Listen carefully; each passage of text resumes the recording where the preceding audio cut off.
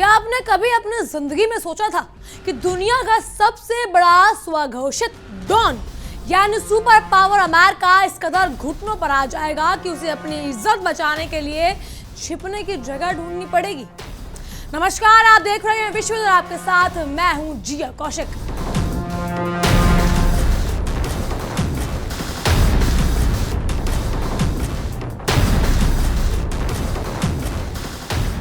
आज middle east के तपते हुए रण मैदान में जो रोंगटे खड़े कर देने वाली खबर आ रही है, उन्हें देखकर पूरी दुनिया के बड़े बड़े कूटनीतिज्ञों और कर्नल जनरलों के होश उड़ गए।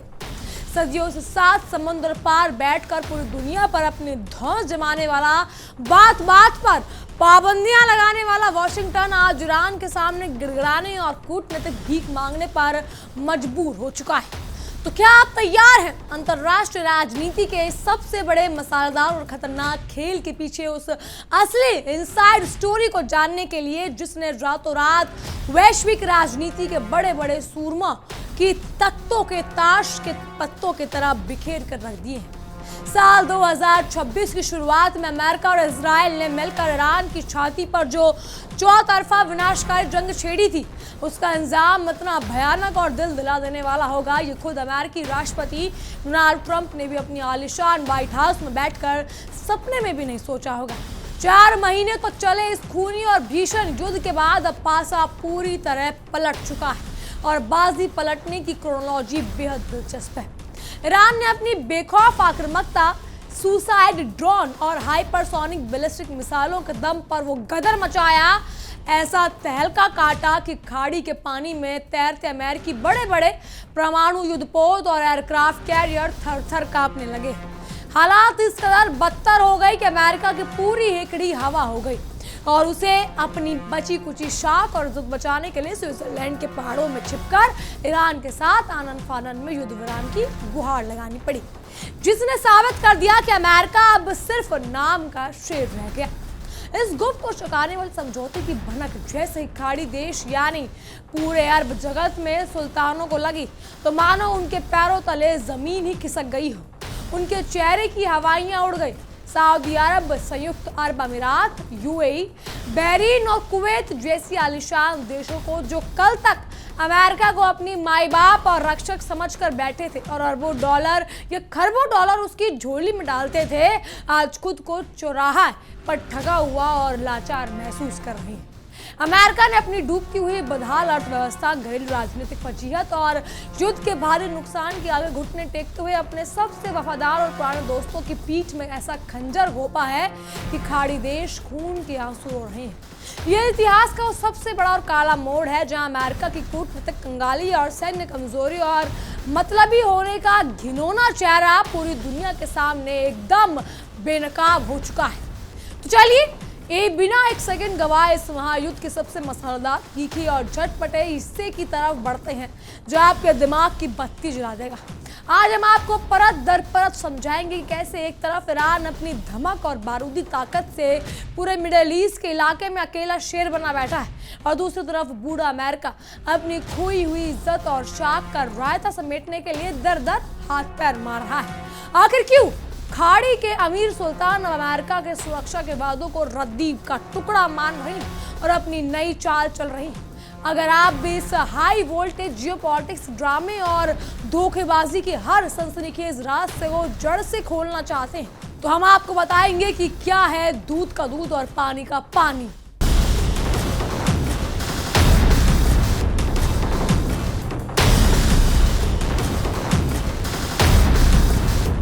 कहानी की शुरुआत होती है डोनाल्ड ट्रंप के उस शुद्ध बनिया वाले व्यापारिक नजरिए से, जिसने खाड़ी देशों के साथ दशकों पुराने सुरक्षा के मजबूत रिश्तों को चिराग तले अंधेरा बनाकर राख कर दिया।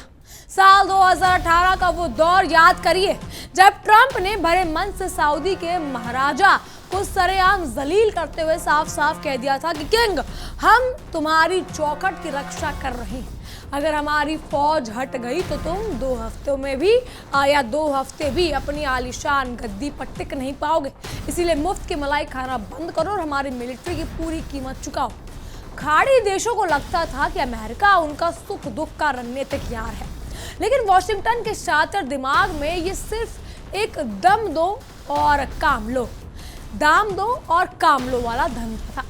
इसका सबसे बड़ा सबूत तब मिला जब साल 2019 में सऊदी के सबसे बड़े तेल ठिकानों पर ईरान के समर्थित यमेनी हुतियों ने अब तक की सबसे बड़ा हवाई हमला करके सऊदी की आधी क्रूड ऑयल की पैदावार को पलक झपकते ही मिट्टी में मिला दिया और पूरी दुनिया में तेल की कीमतें आसमान छूने लगी। तब अमेरिका ने केवल खोखली निंदा की और अपनी एक उंगली तक नहीं हिलाई। खाड़ी देशों को तभी समझ आ गया कि अमेरिका सिर्फ ऊंची दुकान और फीका पकवान है जो वक्त आने पर दुम दबाकर भाग जाता है।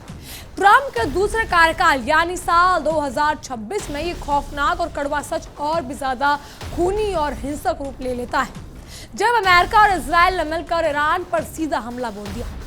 लेकिन उन्होंने ईरान को कमजोर समझने की जो भूल की उसकी कीमत उन्हें भुगतानी पड़ी, क्योंकि ईरान ने वो रौद्र और आक्रामक रूप दिखाया कि वॉशिंगटन से लेकर यरूशलेम तक चीख पुकार मच गई। ईरान के घातक और तबाही मचाने वाले कामिकाजी ड्रोन्स और लंबी दूरी की मिसाइलों ने सिर्फ इजराइल को ही नहीं बल्कि अमेरिकी बेस की मेजबानी करने वाले यूएई, बहरीन और कुवैत की धरती पर भी बारूद से भिगा दिया। इन ताबड़तोड़ और खतरनाक हमलों ने खाड़ी देशों की आलिशान अर्थव्यवस्था की कमर तोड़ कर रख दी। आसमान छूती इमारतें दहल गई और वहां रह रहे विदेशी अरबपति निवेशक अपनी जान बचाकर बोरा बिस्तर समेटकर भागने लगे। ईरान ने सीधे शब्दों में पूरी दुनिया को ललकारते हुए साफ कर दिया कि अगर उसकी संप्रभुता को छूने की कोशिश भी की तो ये पूरी दुनिया की नस यानी स्ट्रेट ऑफ हॉर्मुज को, समुद्री रास्ते को हमेशा हमेशा के लिए ब्लॉक कर देगा, जिससे पूरी दुनिया बूंद बूंद तेल के लिए तड़प उठेगी। ईरान की इस भयंकर आक्रामकता और बारूदी तेवर के आगे महाशक्ति अमेरिका इतना लाचार, बेबस और भीगी बिल्ली वाला नजर आया कि स्विट्जरलैंड में की टेबल पर बैठकर ईरान की लगभग हर जायज नाजायज शर्त के आगे चुपचाप अपना सर झुका दिया। इस नए और शकाने वाले समझौते के तहत ईरान को स्ट्रेट ऑफ हॉर्मुज जैसी सबसे संवेदनशील और महत्वपूर्ण समुद्री सीमा पर ओमान के साथ मिलकर अंतर्राष्ट्रीय कमर्शियल जहाजों की चौकाने या चेकिंग और निगरानी करने का कानूनी और आधिकारिक अधिकार मिल गया। इसका सीधा और देसी मतलब ये है कि खाड़ी देशों का जितना भी अरब डॉलर या अरबों डॉलर का तेल और व्यापारिक जहाजों वहां से जो गुजरेगा उसे अब ईरान की मर्जी चलेगी और ईरान जब चाहे जिसकी भी गर्दन मरोड़ सकता है। ये खाड़ी देशों के लिए पीठ पर छुरा घोंपने जैसा और किसी बड़े मरण तुल्य झटके से कम नहीं था, क्योंकि उनके पूरे वजूद और सोने के अंडा देने वाली मुर्गी यानी तेल व्यापार की असली चाबी अब उसके सबसे बड़े जाने दुश्मन ईरान के खूनी हाथों में सौंप दी गई। लेकिन रुकिए, असली ट्विस्ट सबसे ज्यादा और मसालेदार होता है। सिर घुमा देने वाली बात तो ये है कि समझौते के पीछे छिपे 300 अरब डॉलर यानी करीब करीब 25 लाख करोड़ रुपए की भारी भरकम ईरान पुनर्निर्माण फंड की है, जिसे सुनकर आपके पैरों तले जमीन खिसक जाएगी। जंग की मार से तबाह हुए ईरान को दोबारा से सोने की चिड़िया बनाने और उसके जख्मों पर मरहम लगाने के लिए इतने बड़े फंड की घोषणा तो कर दी, लेकिन असलियत यह है कि अमेरिका की खुद की जेब फटी हुई है और उसकी तिजोरी में कंगाली छाई हुई है। अमेरिका इस भयंकर आर्थिक मंदी के दौर में खुद को दिवालिया महसूस कर रहा है। इसीलिए ट्रंप अपनी पुरानी आदत के मुताबिक बड़ी चालाकी से 300 अरब डॉलर की फंड का पूरा जिम्मा अपने खाड़ी के रईस दोस्तों के सर पर मंडने का गंदा गेम खेल रहे हैं। ट्रंप चाहते हैं कि ईरान को सजा देने के बजाय उसके पैसे सऊदी और कतर अपनी जेब से दें, ताकि अमेरिका का नाम भी हो जाए और उसकी जेब से ढीला या ढेला खर्च भी ना हो। इसे कहते हैं अपना उल्लू सीधा करना और दोस्तों को गर्त में धकेलना। बहरहाल इन सब पर देखिए हमारी एक खास रिपोर्ट।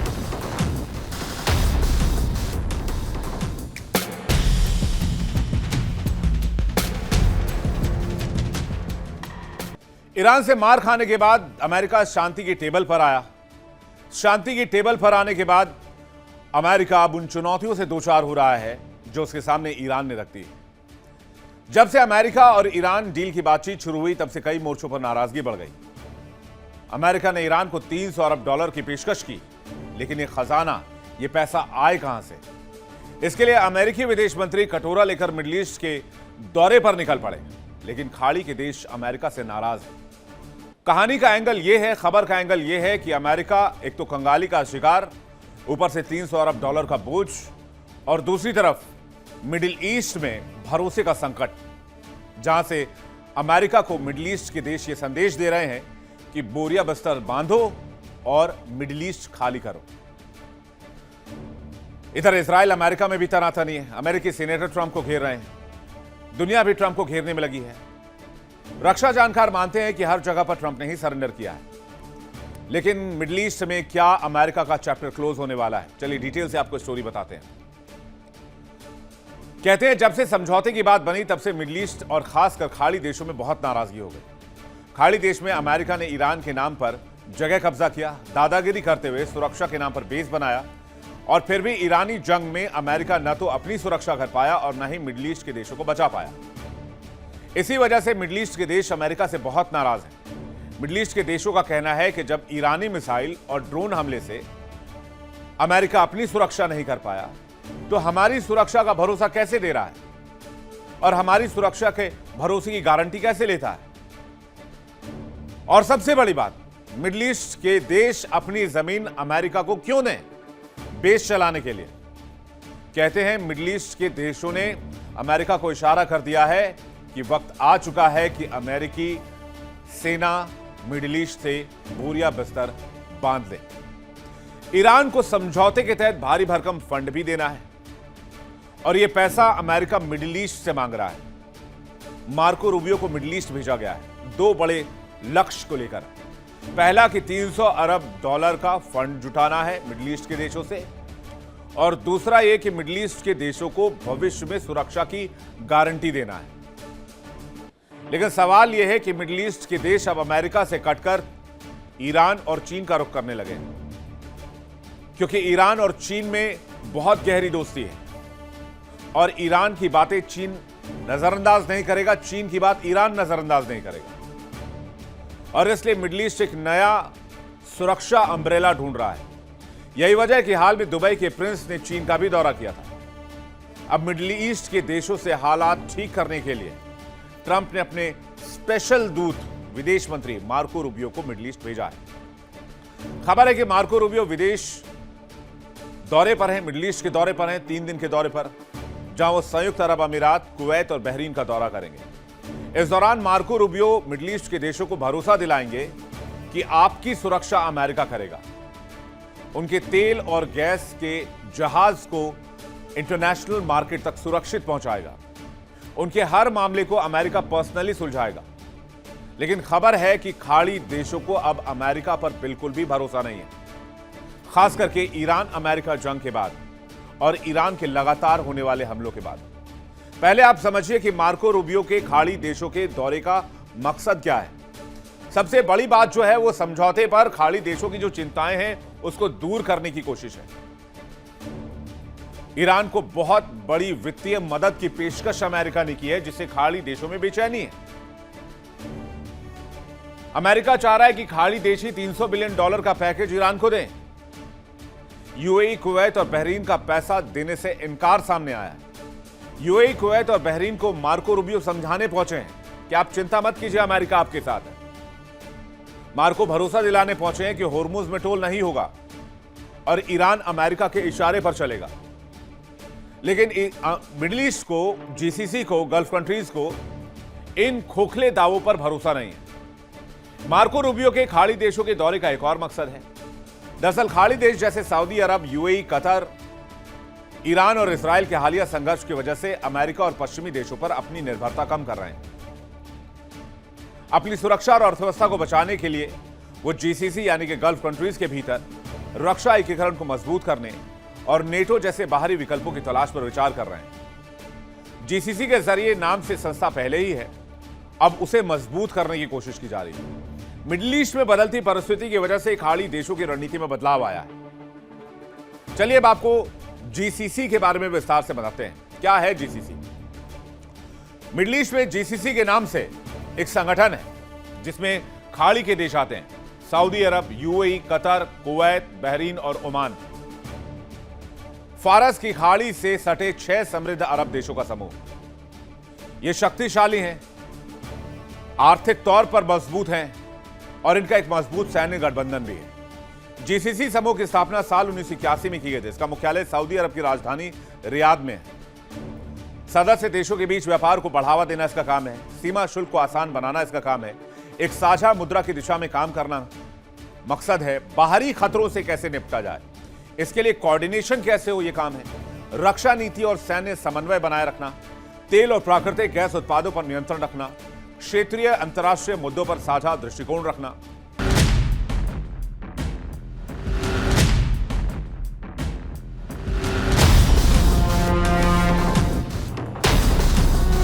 अब अमेरिका द्वारा फैलाए गए इस आर्थिक और रणनीतिक रायते को समेटने और डैमेज कंट्रोल के लिए अमेरिका के नए नवेले विदेश मंत्री, या बात कहें काफी समय हो गया है, मार्को रूबियो इन दिनों खाड़ी देशों में मानव मनमोल करने के लिए खाड़ी के दौरे पर भटक रहे हैं और उनकी लाचारी देखकर उनके लिए हाथ पांव फूल गए हैं। जब रूबियो अपनी शाख बचाने के लिए अबू धाबी के हवाई अड्डे पर उतरे तो मीडिया के तीखे तीरों ने उन्हें घेर लिया और इस $300 अरब के फंड पर उनकी बोलती बंद कर दी। उनकी बेबसी और शर्मिंदगी को छिपाते हुए रूबियो छिपकर बोले, अरे नहीं नहीं, हम अपने जिगरी सहयोगियों से पैसे मांगने नहीं आए हैं। ये बात तो बहुत आगे की है और इसमें अमेरिकी सरकार का कोई सीधा लेन देन नहीं है। रूबियो का ये गोलमोल और थका हुआ बयान साफ साफ चिल्लाकर गवाही दे रहा है कि अमेरिका अपने अमीर दोस्तों के सामने कितना ज्यादा बेबस और लाचार हो चुका है। वो इस मुद्दे पर नजर मिलाने से भी कतरा रहा है। इस पूरे समझौते की सबसे बड़ी और शर्मनाक नाकामी यह है कि इस ईरान के इस उन समझौतों से खतरनाक बैलिस्टिक मिसाइल प्रोग्राम और उसके यमन, सीरिया, लेबनान में फैले लड़ाकू प्रॉक्सी नेटवर्क पर एक शब्द भी नहीं कहा गया, जिनके डर से खाड़ी देश हर दिन और हर रात खौफ के साए में गुजरते हैं। जब रूबियो से सवाल किया गया कि क्या अमेरिका इन मिसाइलों के काल को रुकवाएगा, तो उनके पास बगल में झांकने के अलावा कोई ठोस जवाब नहीं था। वहीं दूसरी तरफ ट्रंप ने तो इसी बेहद गंभीर मुद्दे का मजाक उड़ाते हुए कह दिया कि यार, अगर सऊदी अरब के पास बड़ी बड़ी मिसाइलें हो सकती हैं तो ईरान के पास क्यों नहीं? ये तो बराबरी का हक है भाई। ट्रंप का ये गैर जिम्मेदाराना बयान खाड़ी देशों के रिश्ते पर या रिश्ते हुए जख्मों पर मिर्ची और नमक छिड़कने जैसा था, जिसने भरोसे की धज्जियां उड़ा दी। अब जब खाड़ी के सुल्तानों और राजाओं को अच्छी समझ में आ गया कि अमेरिका एक डूबती हुई कश्ती और चूहा है जो जहाज डूबने से पहले भागता है, तो उन्हें भी अपनी पुरानी कस्मों को तोड़कर अपनी रणनीति को 180 डिग्री बदलना शुरू कर दिया। सऊदी अरब और यूएई अब अमेरिकी हथियारों पर अपनी निर्भरता का पूरी तरह से खत्म कर रहे हैं और अमेरिका को ठेंगा दिखाते हुए तुर्की जैसे देशों के अत्याधुनिक सैन्य ड्रोन, मिसाइल डिफेंस सिस्टम और घातक हथियार खरीदने के लिए अरबों डॉलर की गुप्त सौदे कर रहे हैं। वो अब ये कड़वा सच जान चुके हैं कि जो अमेरिका खुद अपनी जान और इज्जत बचाने के लिए ईरान के सामने समझौते की भीख मांग रहा है, वो भला दूसरों की रक्षा क्या खाक करेगा? अमेरिकी हथियारों और उसकी सुरक्षा की जो हनक कभी इस पूरे इलाके में हुआ करती थी, वो अब इतिहास के पन्नों में दफन होने की कगार पर पहुंच चुकी है। हालात इतने ज्यादा यू टर्न ले चुके हैं और दिलचस्प हो गए हैं कि जो खाड़ी देश कभी अमेरिका से मिलकर ईरान को नक्शे से मिटाना चाहते थे, वो आज घुटनों पर आकर उसी ईरान के साथ नॉन एग्रेशन पैक्ट, यानी हम तुम पर हमला नहीं करेंगे और तुम हम पर मत करना की भीख मांग रहे हैं। सऊदी अरब के विदेश मंत्री प्रिंस फैसल बिन फरहान और ईरान के विदेश मंत्री अब्बास अरागची ने के बीच देर रात तक फोन पे जो घंटी बज रही थी और लंबी लंबी कूटनीतिक गुफ्तगू हो रही है। सऊदी अरब ने इस अमेरिकी ईरानी समझौते का दिल पर पत्थर रखकर मजबूरी में ही सही लेकिन भाएं फैलाकर स्वागत करा। उनके कूटनीतिकों का साफ कहना है कि ईरान ने सीधी दुश्मनी मोल लेकर युद्ध की आग में स्वाहा होने से लाख गुना बेहतर है कि एक खराब, एक तरफा और अपमानजनक समझौते को ही चुपचाप स्वीकार कर लिया जाए और अपनी जान बचा ली जाए। हालांकि खाड़ी देशों के इस अचानक बदलते हुए गिरगिट जैसे रुख पर दुनिया के बड़े बड़े अंतर्राष्ट्रीय मामलों के एक्सपर्ट्स का कहना है कि सिर्फ कागजी कागजों पर दस्तखत करने से ईरान की सदियों पुरानी आक्रामकता और उसके सिया साम्राज्य के दबदबे को शांत नहीं किया जा सकता। International institute for strategic studies यानी IIS के सीनियर फेलो हसन अलसन का साफ साफ कहना है कि जब तक खाड़ी देश रोना धोना बंद करके सैन्य रूप से खुद को मजबूत नहीं करते, तब तक ईरान अपनी मर्जी का मालिक बना रहेगा। उनके मुताबिक अमेरिका इस पूर्व के इलाके को दुम दबाकर भागने से पीछे हटना और ईरान के पास $300 अरब जैसी अंधी दौलत का आना तेहरान की हौसले और उसके आयातुल्लाहों को मिजाज के 7वें आसमान पर चढ़ा देगा। लेकिन जिससे आने वाले समय में खाड़ी देशों का अस्तित्व भी खतरे में पड़ सकता है।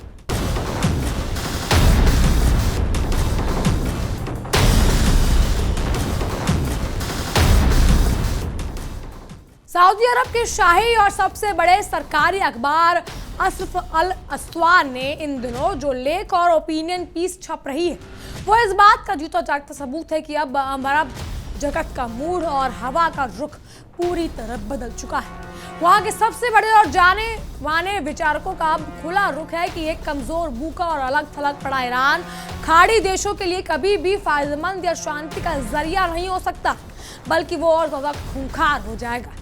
इसीलिए अब नई अरब नीति ये है कि ईरान को दुनिया से काटने के बजाय उसे व्यापार और मीठी बातों के जरिए एक स्थिर और क्षेत्रीय भाईचारे में शामिल कर दे। लेकिन ये सब लोग भूल गए हैं कि ईरान इकलौता वो देश है जो कभी भी किसी के आगे झुका नहीं है, जिसने चापलूसी नहीं करी है और जो अमेरिका जैसे देश को टक्कर दे रहा है, वो ईरान जैसा इकलौता देश है। ये वैश्विक बदलाव इस बात का आखिरी मुहर लगाता है कि मिडिल ईस्ट के देश अब अमेरिका को एक बीता हुआ कल और अप्रासंगिक मांग लिया है। उन्होंने अपने भविष्य के फैसले अमेरिकी हस्तक्षेप के बिना खुद अपने हाथों में ले लिए।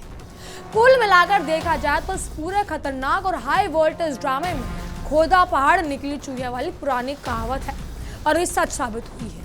अमेरिका और इजराइल जिस ईरान को पूरी तरह बर्बाद करेंगे या करने वाले थे, उसकी हुकूमत को उजाड़ फेंकने और उसी घुटनों पर लाने की जो युद्ध कर रहे थे या खूनी बवंडर मचा रखा था, आज उसी ईरान की फौलादी ताकत के सामने अमेरिका को आर्थिक, मानसिक और रणनीतिक रूप से पूरी दुनिया के सामने सरेंडर करना पड़ रहा है। वॉशिंगटन की कंगाली, उसकी खोखली धौंस और उसकी कूटनीतिक लाचारी ने यह हमेशा के लिए तय कर दिया कि अब दुनिया का कोई एक चौधरी या दादा नहीं रहा और अमेरिका का सूर्यास्त हो चुका है। खाड़ी के देशों ने भी अब अमेरिका के उन फर्जी और खोखले सुरक्षावादों की असली औकात अब पहचान ली है और नई राह चुन ली है। अब असली कूटनीतिक गेंद आपके पाले में है, आकर गिर चुकी है। आपको क्या लगता है? इन सब पर आपकी क्या राय है? हमें कमेंट के जरिए जरूर बताइएगा। फिलहाल के लिए इतना ही। तमाम खबरों के लिए बनी रहिए इंडिया डेली 24/7 के साथ और देखते रहिए हमारी एक खास पेशकश विश्व युद्ध।